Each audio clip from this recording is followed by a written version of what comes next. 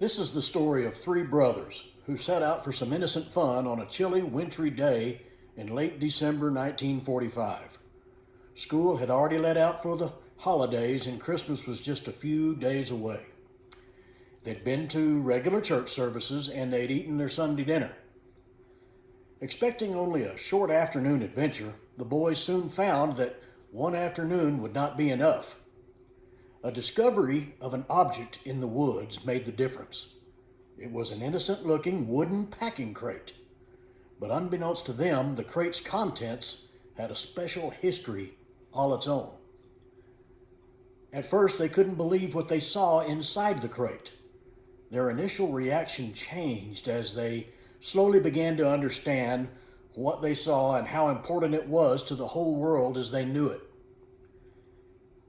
Now, everybody should be aware that as far as the evidence and events in this story are concerned, whether they are real or imagined, fact or fiction, just depends on who you talk to. Now, there's a little history that's going to be required before our story begins. In the early morning hours of Sunday, December 14th of 1941, the little town of Wilton, Arkansas, was blasted awake by a horrendous, thunder-crashing, bone-rattling noise. Two freight trains traveling at a very high rate of speed met on the same track just north of town. There was people, iron, steel, freight scattered all about the train's right-of-way. Some of the freight found its way into a nearby creek and floated downstream before finding a resting place. Reclamation teams were dispatched to find and recover as much as possible. Some looked for bodies while others looked for freight. Unfortunately, the freight fared better than the people on that date near Christmas 1941. For the next 4 war-torn years, Christmas would be difficult to keep. Now let's return to 1945.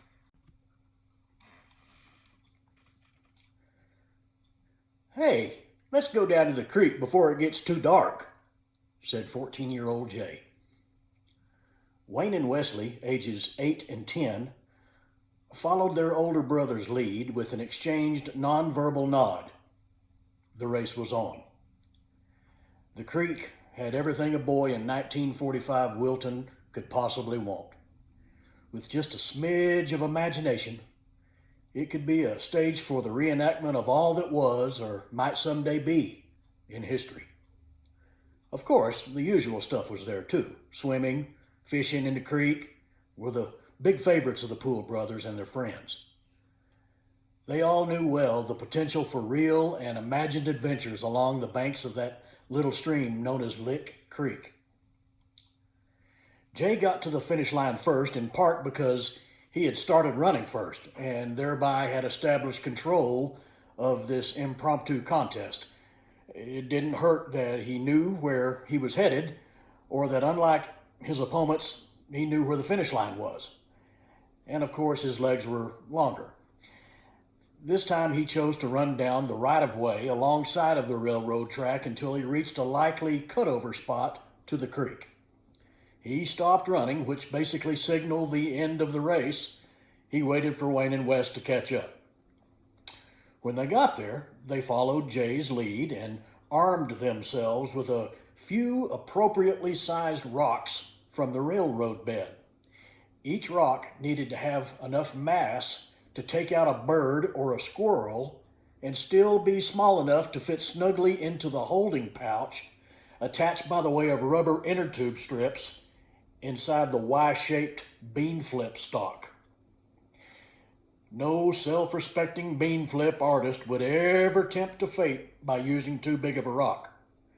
The embarrassment of having a misfire would be too much to bear. A shooter could only imagine what ridicule he'd face if he missed the target altogether because his misplaced support thumb had absorbed all the fury of the forward-flung missile. Having taken on sufficient ammo, the boys leaded themselves headed out toward the banks of the mighty Lick Creek. Wayne, being the youngest and a bit of a lightweight, might have taken on too much ammo as he was finding it pretty difficult to keep his pants up under the control that he struggled to keep up with the boys. I mentioned earlier that the weapons and ammo used by the three brothers were geared to a bloodthirsty bird or a green acorn-crazed squirrel that they might expect to come across occasionally as they made their way into the wilderness. What they had not counted on was coming up on a blue racer snake. This time of year they are supposed to be hibernating, but that fact didn't come into play this day. The only facts that the boys cared about are these. Blue racer snakes are blue. They are extremely aggressive, and they will chase you at a top rate of speed of about 4 miles an hour. That can seem plenty fast if you're running backwards and trying to negotiate through the underbrush at the same time. The three brothers were moving slowly and deliberately down a path that thankfully had already been blazed mostly by a bunch of some landowners' cows. Even so, it was barely passable with a heavy layer of rotten timber leaves and the occasional brushy limbs sticking out to swat at a person. The underbrush's attempt at regrowth for the current season was also underfoot and had to be contended with. On they marched, these three little soldiers, making all manner of noise as they tromped forward into the unknown. Jay was leading the march with Wes and then Wayne right behind him. Jay was looking ahead, watching for low limbs and vines, and keeping the troops, who followed, informed of each new hazard as it arrived. Wes directed all his attention toward the ground, a ways in front of them as he followed Jay.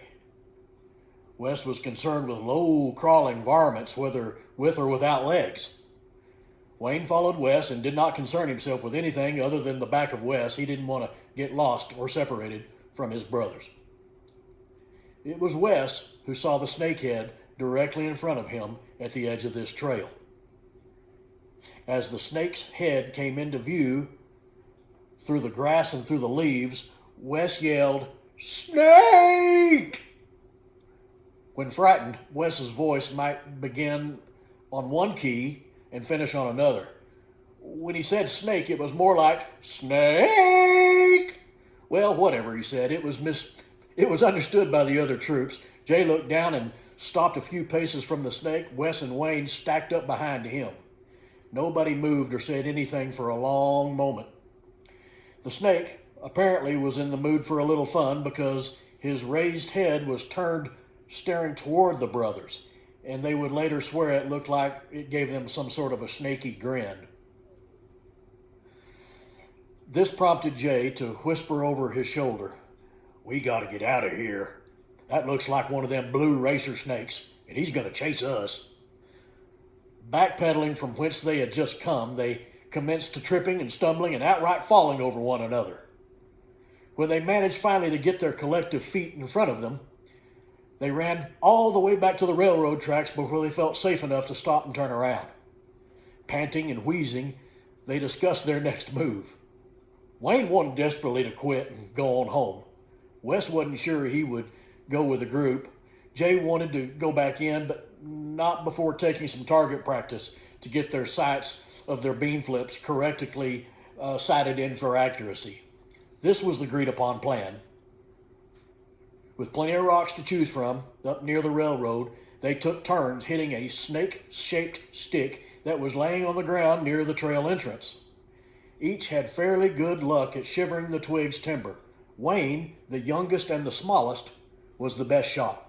He could put a rock on the head of a sticky snake almost every time. They now possessed a renewed confidence in their arsenal of rocks. Having just conquered the evil stick snake, Jay decided it was time to serve them well with a walking stick. He picked it up and used it as a walking stick. Ready for whatever came next, the brothers re-entered the trail. Cautiously they advanced. This time all three of them were scanning the ground for that slinky blue menace that had chased them from their own private play area. Maybe because he was closer to the ground, Wayne saw the offender first and announced his presence ahead.